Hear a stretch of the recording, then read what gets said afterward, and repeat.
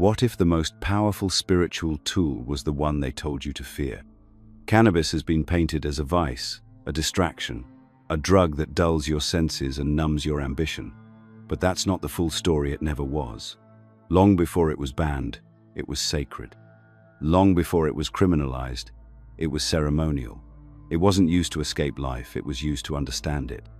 Across ancient cultures, cannabis was revered, not for how it made you feel, but for what it helped you see. It was never meant to be entertainment. It was a mirror, a teacher, a gateway. So why did they turn a sacred plant into a symbol of laziness and rebellion? Why did they sever the link between altered states and spiritual evolution? Because when you're connected to your own inner knowing, you're dangerous. You stop looking for truth in temples built by men and start finding it within. And that kind of freedom can't be taxed, tamed, or controlled. Long before laws, long before borders, and long before any government ever claimed ownership over consciousness, cannabis was a bridge, a spiritual tool, a sacred guide. Ancient civilizations didn't stumble upon this plant and decide to smoke it for fun. They recognized something in it, something ancient, something wise. Across cultures and continents, from the mountaintops of the Himalayas to the deserts of North Africa, cannabis was known not as an escape from reality, but as a key to understanding it. The sadhus of India didn't use cannabis to disconnect. They used it to go deeper. Through Bhang, a sacred cannabis preparation, they communed with Shiva, the god of destruction and transformation. Not to destroy for the sake of chaos, but to break down the illusions of ego, attachment, and the false self. They weren't stoners, they were mystics. And the plant wasn't a pastimate, was a sacrament. In ancient China, Taoist shamans burned hemp in rituals to alter perception and enter spiritual dimensions. In Scythian burial chambers, archaeologists found traces of burned cannabis offerings to the gods or tools to guide the dead into the next world. In the Middle East, early Hebrew texts mention cannabis, a plant many scholars now believe was cannabis used in the holy anointing oil described in the book of Exodus. This was no accident. This was not a metaphor. The plant was embedded into the very rituals that connected the human to the divine. In Zoroastrian Persia, in Egyptian priesthoods, and among Central Asian tribes, cannabis was part of the sacred toolkit. It was revered as a plant of insight, a botanical bridge between the material and the metaphysical. The Vedic texts of India spoke of soma, a mysterious substance used by seers to access divine knowledge. While the exact recipe of soma is debated, many believe it included cannabis among other entheogenic plants. What matters is the pattern. Across vastly different belief systems, people turned to cannabis not to dull their minds, but to expand them. This wasn't primitive drug use. It was elevated consciousness. And it wasn't reserved for elites, it was available to anyone with the courage to face their own mind. But then came the empires, the industrialists, the missionaries, and with them came a new agenda: obedience, control, monotheism. The gods of old were silenced, and so were the tools that brought people closer to them. Cannabis was pushed out of temples and into alleyways. What was once sacred was now labeled sinful, and the narrative shifted not because the plant changed, but because power structures feared what it could awaken in you. They knew what it did.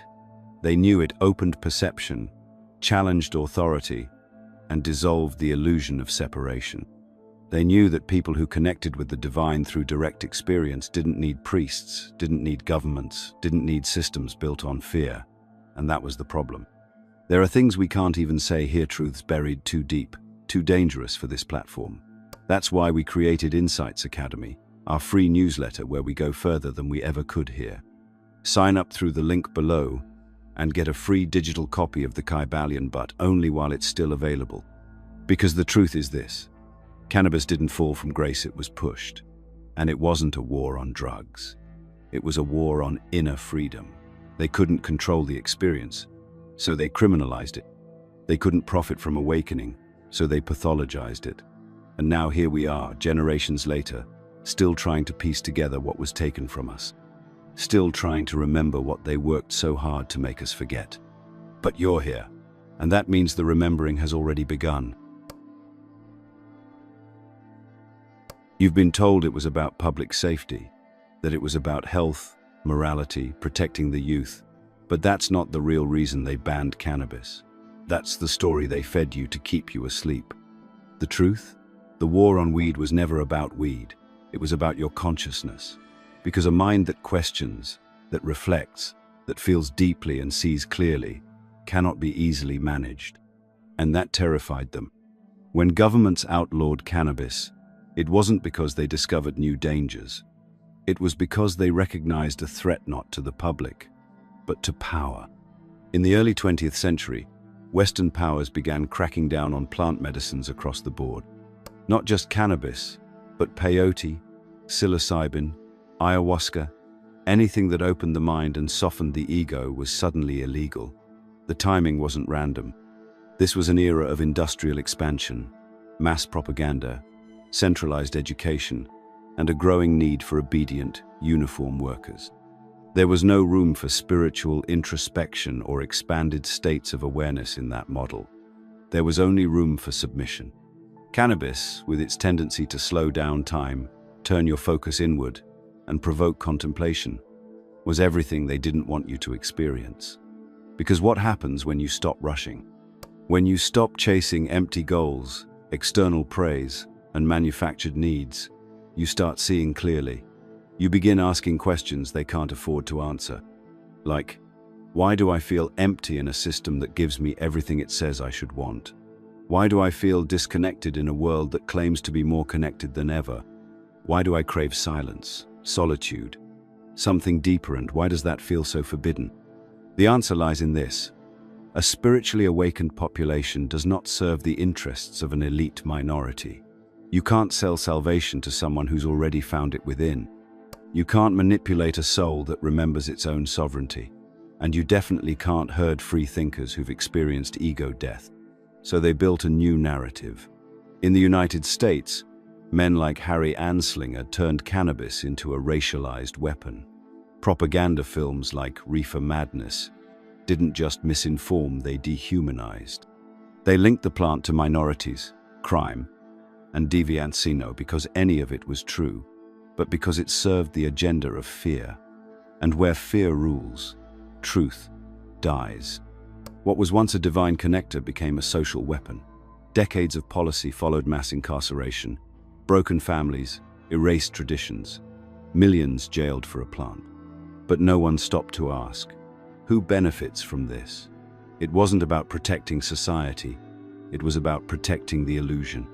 Because when you suppress direct spiritual experience, you force people to depend on institution religious, political, medical for guidance, meaning, and control. They couldn't kill the plant, so they vilified it. They couldn't criminalize introspection, so they demonized the tools that sparked it. But deep down, they knew the truth, and some of them still do. The fear wasn't cannabis. The fear was what cannabis revealed, that the door to liberation is already inside you and they have no key. So they locked you out. They wrote laws. They flooded the airwaves. They made you think spiritual tools were criminal tools. And they did it so well that even now, even as laws are slowly changing, the stigma still lingers like smoke. Not because it's true, but because it works. But you were never the problem. Your mind wasn't dangerous. Your awareness wasn't deviant. What scared them was your potential unfiltered, unplugged, and untethered. And no system built on control can survive that. Most people think of cannabis in terms of effecti, stoned, relaxed, paranoid. But that's surface-level thinking, the kind the system wants you to stay trapped in. Because once you understand that cannabis doesn't give you something, it shows you something, you realize it's not just a chemical experience. It's a consciousness experience. A mirror, a magnifier, a portal, not to escape the world, but to see it clearly, raw, unfiltered. But the real magic doesn't come from the plant alone. It comes from how you meet it. When you use cannabis with reverence, it doesn't just alter your mood, it alters your relationship with yourself. It pulls you into the present moment with a force you can't ignore. Mundane thoughts begin to melt, and a different kind of awareness emerges. You start noticing the pauses between your thoughts. You begin to hear silence as if it's speaking. The distractions fade, and what remains is something most people run from: yourself. Not the version you show to others, but the deeper self, the raw self, the unresolved self. And that's why cannabis can be so uncomfortable, because when used with intention, it doesn't numb, it reveals. It shows you where you're out of alignment, where you're performing instead of being, where you're suppressing instead of feeling. You might feel anxiety not because the plant caused it, but because it unmasked the anxiety you've been carrying under the surface all along. That's the power of sacred use. It doesn't always feel good, but it always tells the truth. It can dismantle the ego, not destroy it, but help you see how it operates.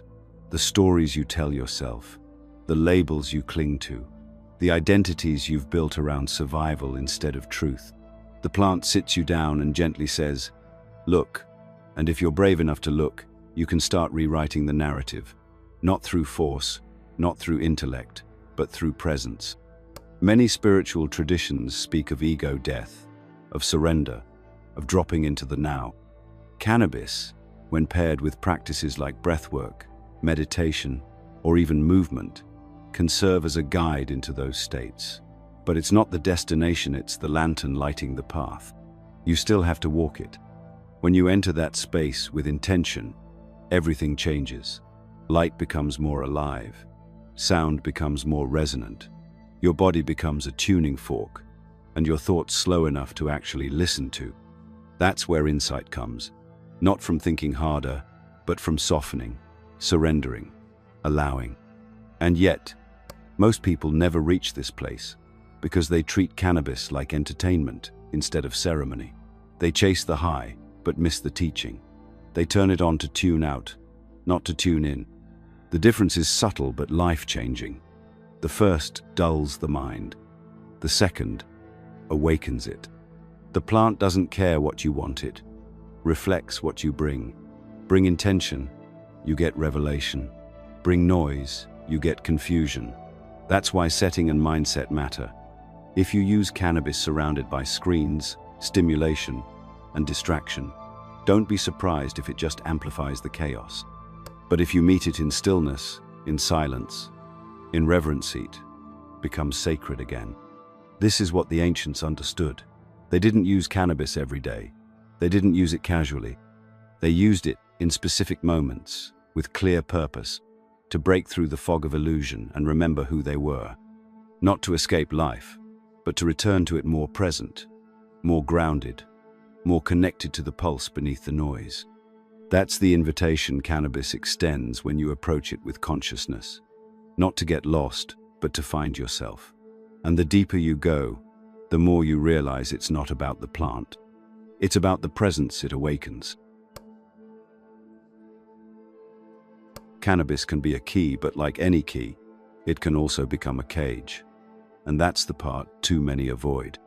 It's easy to romanticize the plant, to place it on a pedestal, and call it holy. But if we're honest, not everyone uses it to awaken. Many use it to hide, to numb, to avoid the very work the plant is meant to support. And that's the danger, not the plant itself, but the intention behind how it's used. A sacred tool used unconsciously becomes a trap. A medicine turned habit becomes poison. You've probably seen it. The person who lights up every day but hasn't moved forward in years. Who talks about awareness but avoids the mirror. Who gets high to disconnect from anxiety instead of listening to what the anxiety is trying to say. When cannabis becomes a default instead of a decision, something shifts. The ritual turns into routine. Insight turns into inertia. And the user becomes a prisoner to the same cycles they once hoped to break. This isn't judgment. It's a reminder.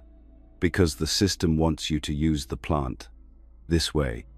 The same forces that once criminalized cannabis are now capitalizing on it, packaging it, branding it, stripping it of its spirit, and selling it back as a lifestyle. Not a sacrament, not a ceremony, but a product. Another consumable in a world addicted to escape. They don't mind if you use cannabis as long as you don't wake up with it.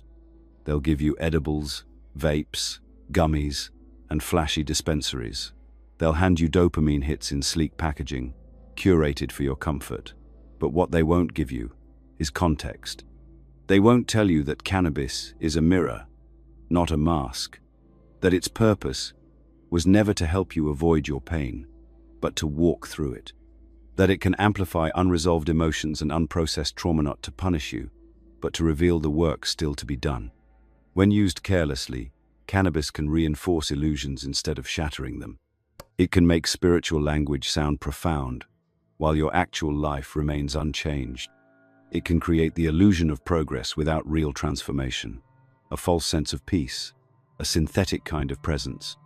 And the longer that continues, the harder it becomes to tell the difference between insight and sedation. That's the line we must walk between reverence and responsibility, between use and misuse. Cannabis will meet you where you are. It doesn't discriminate, but it also doesn't lie. If you use it to bypass your inner work, you'll feel stuck. If you use it to deepen that work, you'll feel pulled into clarity.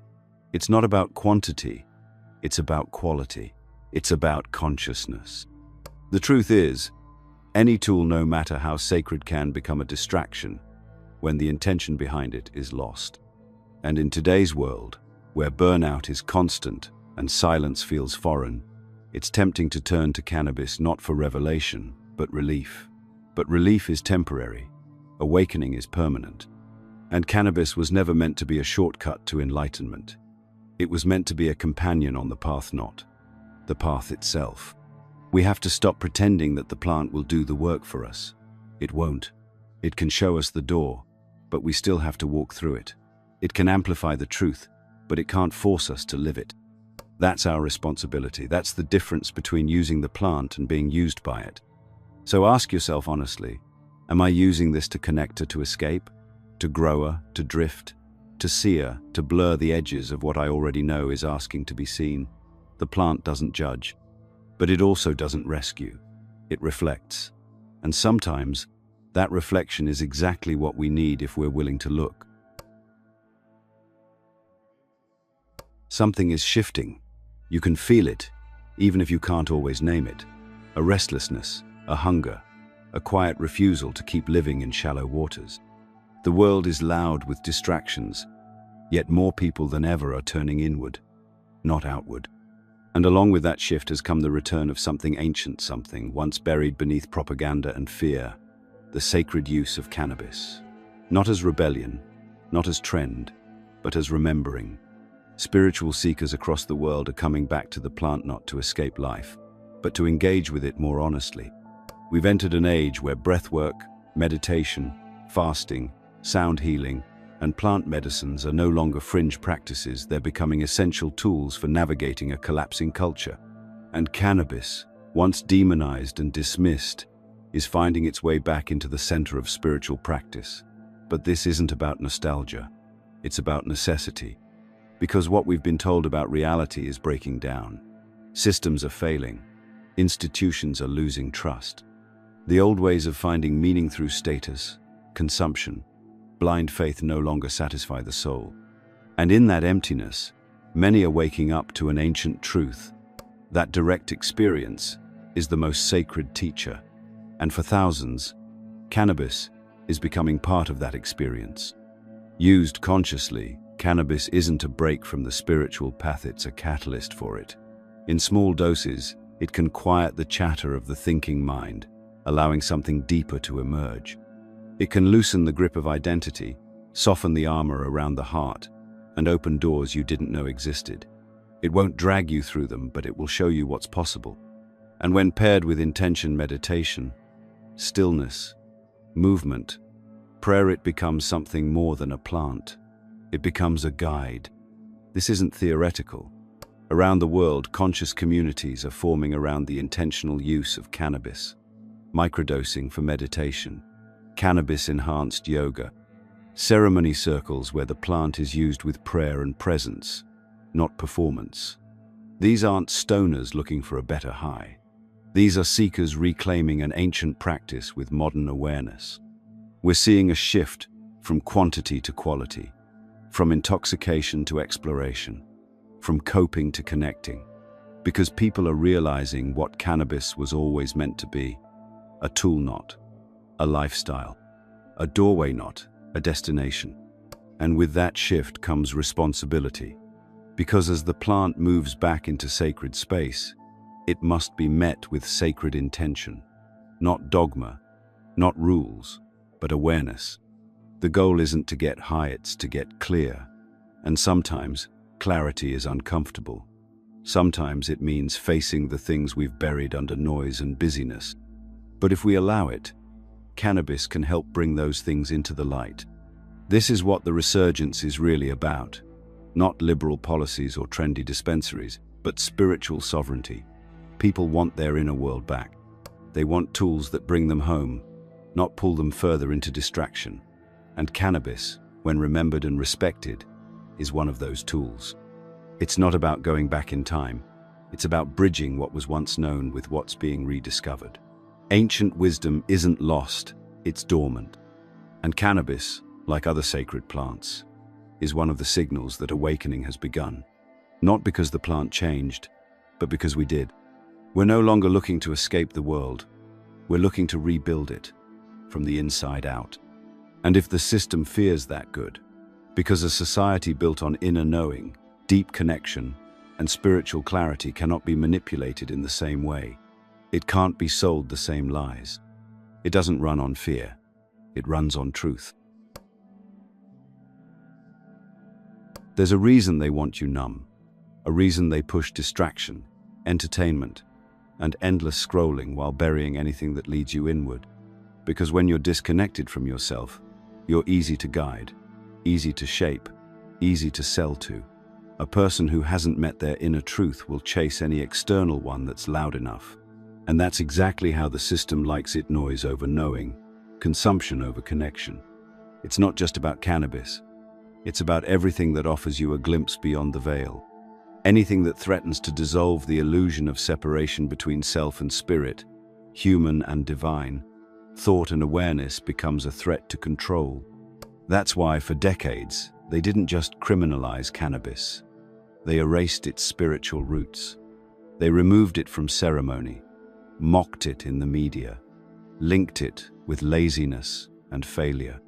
Not because it was weak, but because it was powerful. They know that when people start tuning in instead of tuning out, things change, priorities shift, obedience fades. People begin to see how artificial the world around them has become. And worst of all for them, those people stop playing by the rules. Because rules only work when you believe the game is real.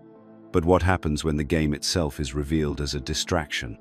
What happens when people realize the chase for approval, for status, for external success is hollow? That's when systems collapse. Not from violence, but from disinterest, from refusal, from people choosing presence over programming.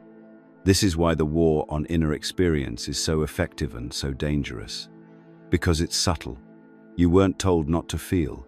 You were just constantly distracted from doing so. You weren't ordered to avoid silence. They just made it almost impossible to find. The attack isn't overt anymore. It's ambient. You're surrounded by stimulation, tempted by endless dopamine hits, and praised for staying busy, plugged in, distracted. And when you try to reconnect, you're called lazy, unproductive, indulgent. But here's the truth they won't tell you. The more disconnected you are from your inner world, the more valuable you become to theirs. A spiritually disoriented population is a marketer's dream. It's a voter's goldmine. It's the backbone of a culture that profits from your discontent. If they can keep you chasing validation, success, even wellness, they don't have to worry about you waking up. And that's why cannabis is dangerous. Not because of its chemistry, but because of its potential to break the loop, to slow you down, to crack open the shell you didn't know you were living in. Used with presence, it invites you to feel again, to remember what stillness sounds like, what your body actually needs, what your soul has been whispering beneath the noise. A person who reconnects with themselves becomes unpredictable. They stop needing the system in the same way. They don't consume to fill the void, they question why the void was there in the first place. And that's the real threat. Not rebellion, not revolution, but radical reconnection. You weren't born disconnected. You were taught to be. Taught that silence is empty, that rest is weakness, that slowing down is dangerous. But the danger was never stillness. It was what stillness reveals. Because once you see the game for what it is, you don't unsee it. You stop chasing, you start creating, and the systems built on your obedience begin to lose their grip. Cannabis, used intentionally, helps people wake up, and that is exactly what they fear. Most people never learn how to use cannabis properly because they've never been taught to see it as anything more than a recreational substance. Light it up, zone out, laugh, sleep. That's what they show you in films, in memes, in the culture built around it. But when something has the power to open your perception, dissolve your ego, and bring you face to face with your subconscious, it deserves more than a casual approach. It deserves respect. It deserves ritual. Without intention, cannabis is just another high. But with it, the plant becomes something else entirely, a tool for transformation. A bridge, a portal. It starts before you ever take the first breath. Ask yourself, why am I using it? Not as a throwaway question, but as an anchor. Are you looking to numb something, to amplify something, to receive, to release? Intention is what separates medicine from addiction, insight from confusion, and the plant knows the difference. Ritual doesn't have to be religious. It just has to be conscious. Turn off the distractions. Set the space. Silence the noise that demands your attention all day long. This isn't about candles and incense, although those can help. It's about energy, clarity, choosing to treat the moment as sacred, rather than something to pass the time. Whether you're alone in your room or sitting under the stars, make it known this is not about escape. This is about remembering. Once the space is clear, so are you. The first breath in becomes an invitation. The exhale, a release. You're not getting high, you're getting present. You're shifting from doing into being. You begin to feel your body more fully, the heaviness in your chest, the tightness in your jaw, the emotions you didn't realize were waiting just beneath your awareness. Let them come. That's part of the work. Sometimes, cannabis will stir things up before it settles you down. That's not a mistake. That's the wisdom of the plant, showing you what you've been ignoring. The discomfort, the thoughts you usually drown out with noise or routine, they rise to the surface now. Not to harm you, but to heal you. But only if you're willing to feel them. Pair the experience with meditation. Sit in stillness and observe. Use breathwork to drop deeper. Journal what comes. Up thoughts, insights, memories, fears. Let the plant illuminate the places you've abandoned. Let it guide you not to answers, but to better questions. Movement helps too, not the kind you perform for others, but the kind that reconnects you with your body. Stretch, dance, walk in nature. Feel your skin, your breath, your weight in the world. This is embodiment. Cannabis brings you here when used with awareness, not to float away, but to land more fully in yourself. You'll know the difference. You'll feel it. There's a certain depth, a sacred weight, when cannabis is used like this. The experience becomes less about chasing a feeling and more about returning to a truth. You remember that everything you need isn't out there, it's already inside. And the plant simply turned up the volume long enough for you to hear it. When you come down, the work isn't over. That's when the integration begins. The insights don't matter if they aren't lived. The clarity fades unless it's followed. That's what separates sacred use from spiritual entertainment. Too many chase peak states with no intention of changing their lives afterward. But the real gift of cannabis isn't what happens during the session. It's what it shows you is possible for every moment after. So the next time you feel the pull, don't reach for a high. Reach for a ritual. Don't seek escape, seek expansion. Because cannabis isn't here to fix you. It's here to reveal you. And that's more powerful than any high could ever be. If you've ever asked yourself why a simple plant could stir so much fear, so much outrage, and lead to generations of punishment, the answer lies deeper than law or policy. It lies in power. Specifically, who gets to control your connection to the divine? Organized religion, for all its beauty and history, has often positioned itself as the gatekeeper between you and the sacred. It says, "We have the truth. Follow us. Obey this. Worship that." But cannabis, when used with reverence, undermines that entire system in a single breath, because it reminds you that God, Source, Spirit, the universe, whatever name you choose, isn't found in a building, it's found within.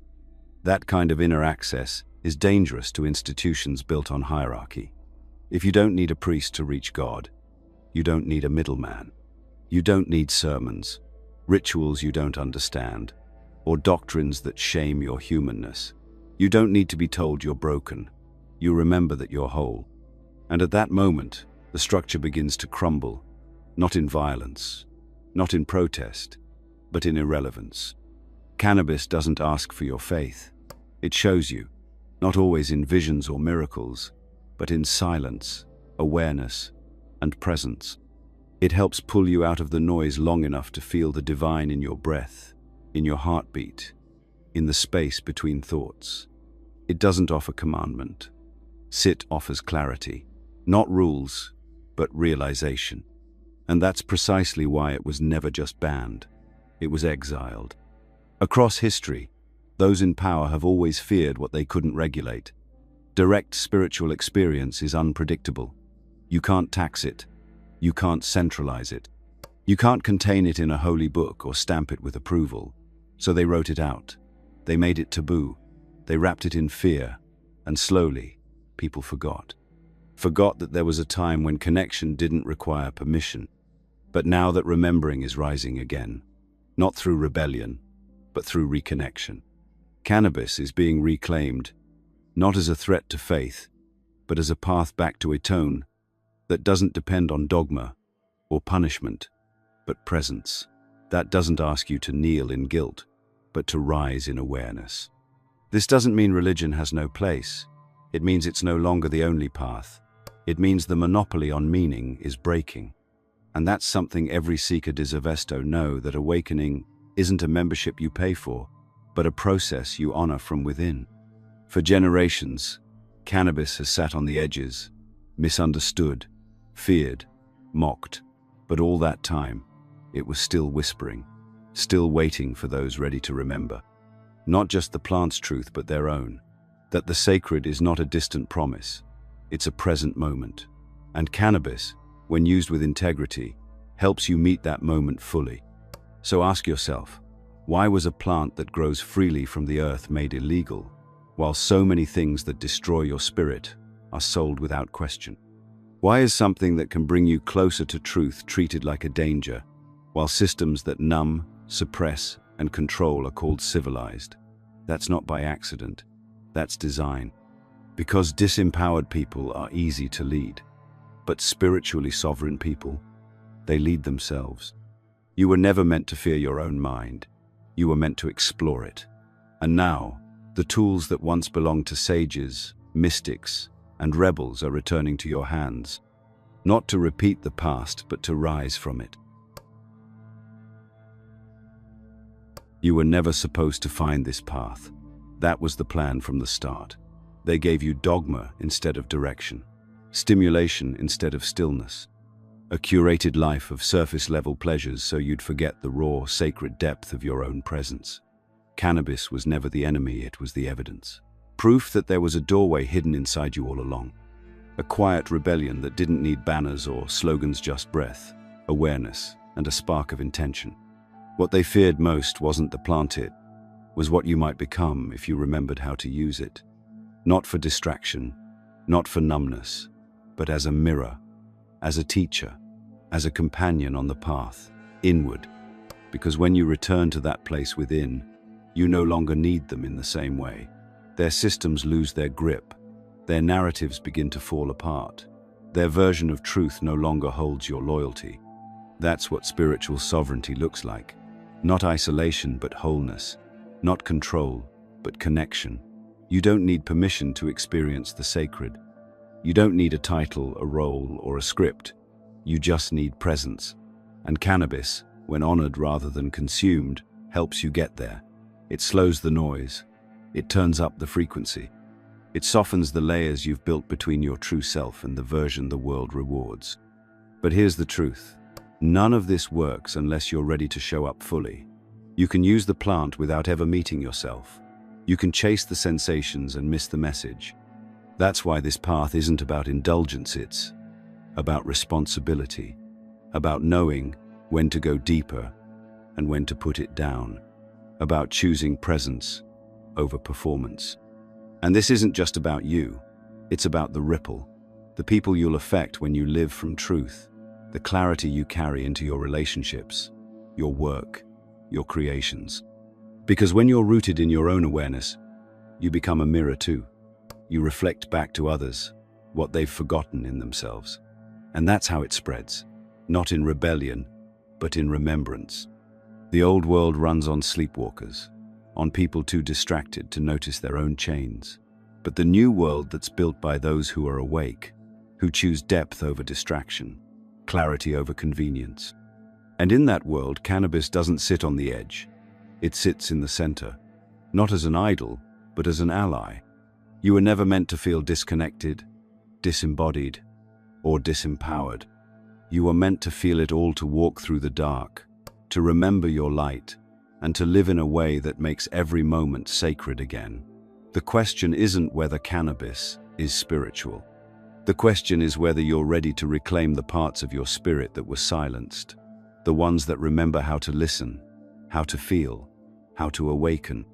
And if you're still here, you already know the answer. So don't let this end here. Sign up to Insights Academy through the link below. Get your free digital copy of The Kybalion and dive deeper into the knowledge we can't share publicly. There's more waiting for you, and it's too important to ignore. If this video resonated with you, let us know by commenting, "I understood it,"